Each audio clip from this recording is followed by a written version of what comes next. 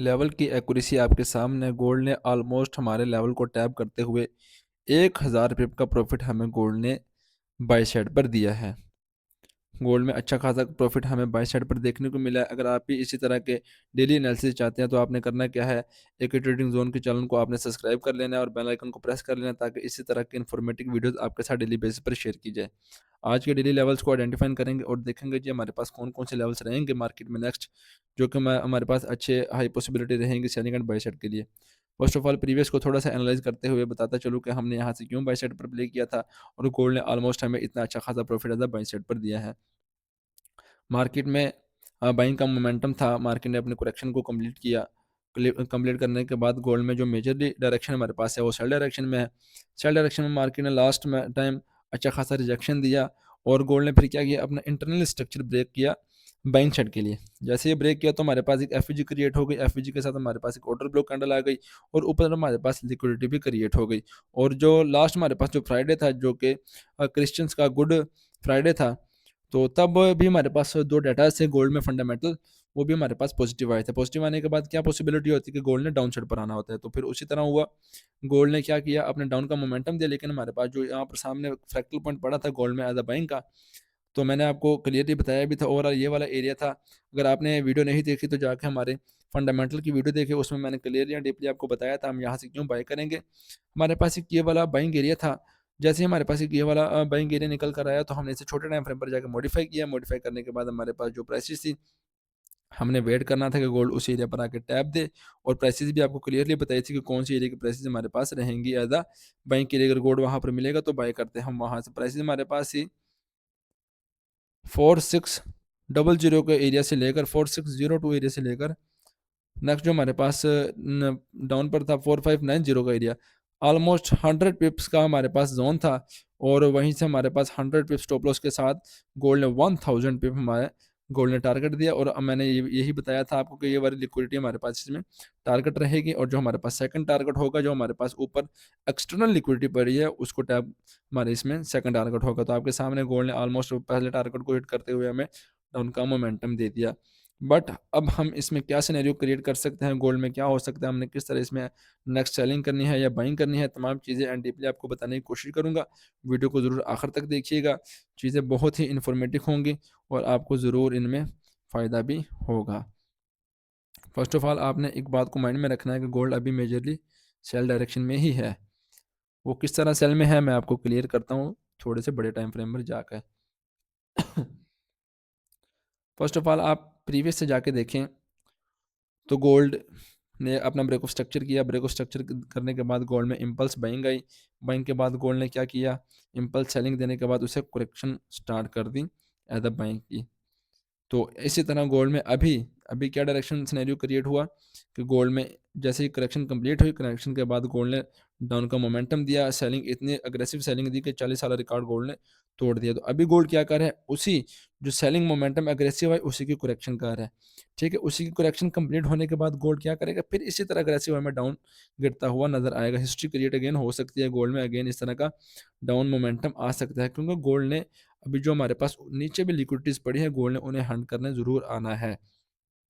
Scenarios हमने prediction करनी होती है, बाकी गोल्ड की मर्जी होती है वो किस तरह सिनेरियोज को क्रिएट करता है। अभी जो हमारे पास जो मैं गोल्ड में देख रहा हूँ, मेरे पास अभी करेक्शन कंप्लीट ऑलमोस्ट डन हो चुकी है। बट बड़े टाइम फ्रेम पर अभी डन नहीं हो सकता है कि थोड़ा सा और ऊपर चले जाए। अभी जो हमारे पास एक सेलिंग एरिया रहेगा, बेस्ट सेलिंग एरिया, जो कि जिसकी प्राइसेस हमारे पास है $4824 से लेकर $4860 तक का एरिया हमारे पास ज़्यादा सेलिंग रहेगा। ये हमारे पास एक अच्छा और मेजर सेलिंग एरिया रहेगा, क्योंकि यहाँ पर गोल्ड ने सेल की लिक्विडिटी भी बना रखी है इस एरिया की। लेकिन उससे पहले अगर देखा जाए तो डाउन में हमारे पास गोल्ड में और सेलिंग के एरियाज़ हैं, उसको थोड़ा सा आइडेंटिफाई करता चलूँ और बताता चलूँ कि हमने इसमें किस तरह अपने लेवल्स को प्ले करना है और कौन सा एरिया हमारे पास इसमें सेलिंग का रहेगा या कौन से एरियाज में हमारे पास बाइंग करेंगे। फर्स्ट ऑफ ऑल आपने एक बात को माइंड में रखना है, यहाँ से हमारी बाइंग की एंट्री एक्टिव है, वो हमारे पास ब्रेक इवन है। जो लेवल मैं आपको बताता हूँ आपने क्या करना होता है, उन लेवल को प्ले करना होता है, और प्ले करने के साथ ही आपने कोशिश करनी होती है कि अपनी एंट्रीज को ब्रेक इवन करके रखना है। तो अभी क्या सिनेरियो क्रिएट हो सकता है, फर्स्ट ऑफ ऑल गोल्ड क्या करे, इस हाई से ऊपर अपनी कोई कैंडल क्लोज कर दे 30 मिनट की। अगेन मैं क्लियरली रिपीट करवा दूं, गोल्ड क्या करे, इस हाई से ऊपर अपनी 30 मिनट की कोई कैंडल क्लोज कर दे, जैसे ही गोल्ड इसके ऊपर अपने 30 मिनट की कैंडल क्लोज कर देगा, तो इसमें हमारे पास जो टारगेट रहेगा, फर्स्ट ये वाला टारगेट रहेगा, यहाँ से हम गोल्ड में रिजेक्शन फाइंड आउट करना स्टार्ट कर देंगे। इसकी प्राइसेस में मैं आपको क्लियरली बता देता हूँ क्या प्राइसेस है हमारे पास और क्यों हम इस एरिया से सेल देखेंगे। जैसे ही गोल्ड में फर्स्ट इम्पल्स सेलिंग आई, गोल्ड अभी इस इंटरनली सेलिंग का करेक्शन करेगा। इसमें जो हमारे पास फेयर वैल्यू गैप्स रहेंगे और ऑर्डर ब्लॉक्स कैंडल रहेंगी, उनको हम फाइंड आउट करेंगे, फिर वहाँ से हम इसमें सेल की डायरेक्शन को फाइंड करेंगे। अभी जो हमारे पास अभी सेलिंग के लिए एरिया रहेगा, जिसकी प्राइसेस हमारे पास है $4780 से लेकर $4790 का एरिया हमारे पास फर्स्ट एरिया रहेगा। अगर गोल्ड ने यहाँ से हमें रिजेक्शन दी, तो फिर हम यहाँ से कोशिश करेंगे सेल में एंट्री करें, और इसमें जो हमारा टारगेट रहेगा क्या, ये जो नीचे हमारे पास डाउन पे लिक्विडिटी पड़ी है, इसको टारगेट रखते हुए हम गोल्ड में यहाँ से सेल करना स्टार्ट कर देंगे। आई होप चीज़ें मैं जो बता रहा हूँ आपको क्लियरली एंड डीपली समझ आ रही होगी कि क्या चीज़ें मैं आपको एक्सप्लेन करना चाह रहा हूँ।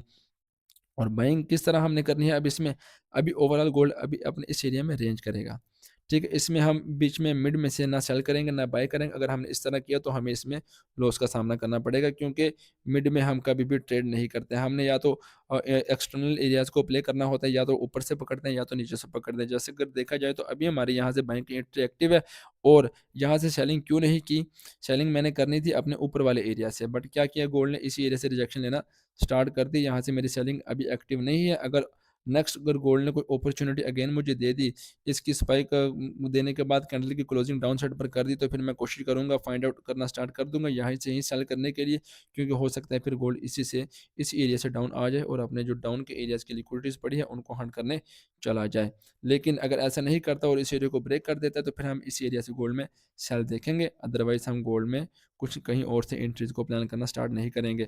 और अगर गोल्ड इसके ऊपर क्लोजिंग कर देता है कैंडल की, तो फिर हम क्या करेंगे, बाइंग के लिए हमने यहाँ तक अपने टारगेट को प्लान करना होता है। फिर उसके लिए क्या करे गोल्ड, इसके ऊपर क्लोजिंग दे, क्लोजिंग देने के बाद अगर इसी स्ट्रक्चरल एरिया के ऊपर गोल्ड ने लिक्विडिटी बना दी, तो फिर हम कोशिश करेंगे इसी एरिया के स्पाइक पर हम गोल्ड को यहाँ से बाय करेंगे, और यहाँ तक जो हमारे पास इसमें एरिया रहेगा, फर्स्ट यहाँ को टारगेट रखते हुए हम इसे यहाँ तक बाय करेंगे। लेकिन उससे पहले क्या है, गोल्ड इसके ऊपर अपनी कुछ लिक्विडिटी बना दे। अगर गोल्ड लिक्विडिटी नहीं बनाता, तो फिर हमारे पास नेक्स्ट इसमें क्या सिनेरियो रहेगा, फिर हम इसमें कोशिश करेंगे कि गोल्ड जैसे ही इसके ऊपर क्लोजिंग करेगा, तो यहीं पे जो हमारे पास फ्रैक्टल पॉइंट रहेगा एफबीजी विद ग्रीन कैंडल, तो फिर हम यहाँ से बाय करेंगे, और इसमें हमारे पाइस ये वाला टारगेट रहेगा गोल्ड में बाइंग के लिए, और फिर इसी एरिया से अगेंस्ट सेल में जाना हम स्टार्ट कर देंगे, और नीचे जो हमारे पास लिक्विडिटीज पेंडिंग होगी उनको टारगेट रखते हुए हम गोल्ड में अपनी पोजीशन को सेल साइड पर एक्टिव करेंगे।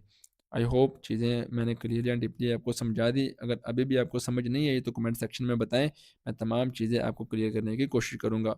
और सेकंड, इसमें एक और भी सिनेरियो क्रिएट हो सकता है कि गोल्ड अपने इसी लो को ब्रेक करे। जैसे ही गोल्ड अपने इस लो को ब्रेक करेगा, अगर गोल्ड ने इसी के डाउन को टैप करने से पहले लिक्विडिटी बना दी, तो फिर हम इसी एरिया से गोल्ड में सेल कर देंगे। फिर नीचे जो लिक्विडिटी होगी उनको टारगेट हम रखेंगे। अगर गोल्ड इस तरह नहीं करता और लिक्विडिटी क्रिएट नहीं करता, तो फिर हम कोशिश क्या करेंगे कि गोल्ड में जैसे ही कैंडल की क्लोजिंग डाउन साइड पर हो जाए, कोई भी हम यहाँ पर एविडेंस देखेंगे, जैसे कोई एविडेंस मिलेगा, फिर वहाँ से हम गोल्ड में सेल कर देंगे और टारगेट नीचे वाले एरियाज को हम टारगेट रखेंगे। आई होप चीज़ें क्लियरली और डीपली मैंने आपको बता दी, समझ आ गई होगी। और चैनल को जरूर सब्सक्राइब करें, बेल आइकन को प्रेस करें, ताकि इस तरह की इन्फॉर्मेटिव वीडियोज़ आपके साथ डेली बेस पर शेयर की जाए, और चैनल को आगे से आगे शेयर करें, ताकि हम लाइव आना स्टार्ट कर दें, हमारी कम्युनिटी कुछ क्रिएट हो सके, फिर हम अपना लाइव आना स्टार्ट कर दें।